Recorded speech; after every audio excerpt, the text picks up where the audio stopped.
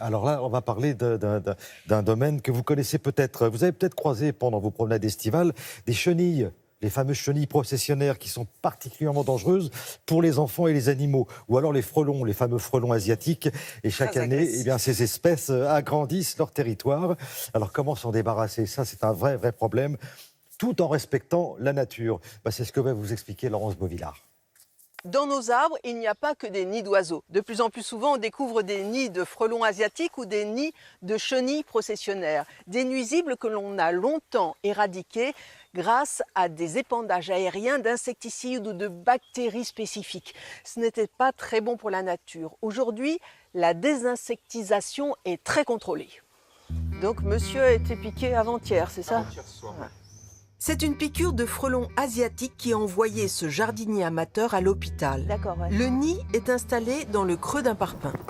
Bien sûr, on trouve des nids dans les arbres, et depuis environ 5 ans, on va dire que le frelon asiatique s'est complètement adapté et s'est mis au niveau du frelon européen. Maintenant, on le trouve à des hauteurs complètement aberrantes, comme là, on est à 1 mètre. On a au moins 50-60% des nids qui sont à hauteur d'homme. Et vous, comment ça se fait?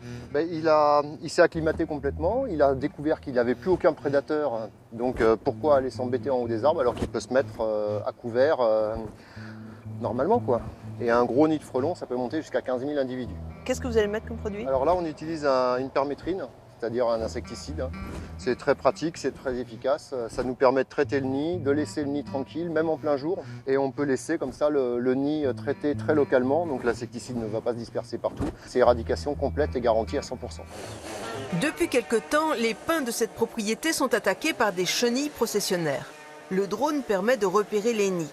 En juillet, la chenille devient papillon et pour éradiquer chenille ou papillon, à chaque étape, son traitement. C'est assez intéressant, on a plusieurs cas. On a la chenille traditionnelle, le cocon qui est là-haut.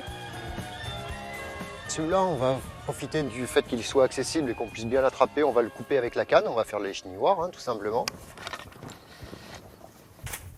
Oh.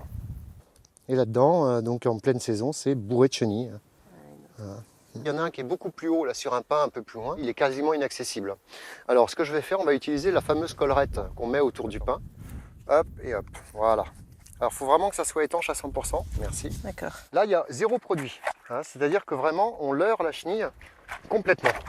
La chenille, elle descend, elle se retrouve bloquée par la collerette. On lui laisse Juste un petit trou pour juste passer. un petit trou. Elle se transforme en chrysalide dans la poche. Et du coup, c'est fini. Alors là, maintenant, on va utiliser le piège à papillons. Donc, vous avez une phéromone qui se trouve ici. Tac, on la met. C'est tout bête. On la met là. Et on suspend la boîte à une branche. Donc ça va attirer les papillons quand ils sont Là, en cette phase de fois-ci, ça papillons. ne va pas attirer les chenilles, ça va attirer vraiment les papillons. Ça, c'est un attractif sexuel qui permet aux papillons d'être leurrés, en fait, tout simplement, et de ne pas trouver sa femelle. Et du coup, pas de reproduction, fin de l'histoire. C'est juste une phéromone, donc ce n'est pas un insecticide. Et ça nous permet quand même de bien cibler les choses. Il y a une autre manière encore d'intervenir. C'est une bactérie, le Bacillus thuringius, le BT. Donc ça, c'est en pulvérisation. Ça empêche la chenille de se nourrir. Et dans les 3-4 jours, c'est réglé. Et ça tue que les chenilles processionnaires? Alors non, ça tue toutes les chenilles, d'où le fait quand même qu'on fait des traitements locaux.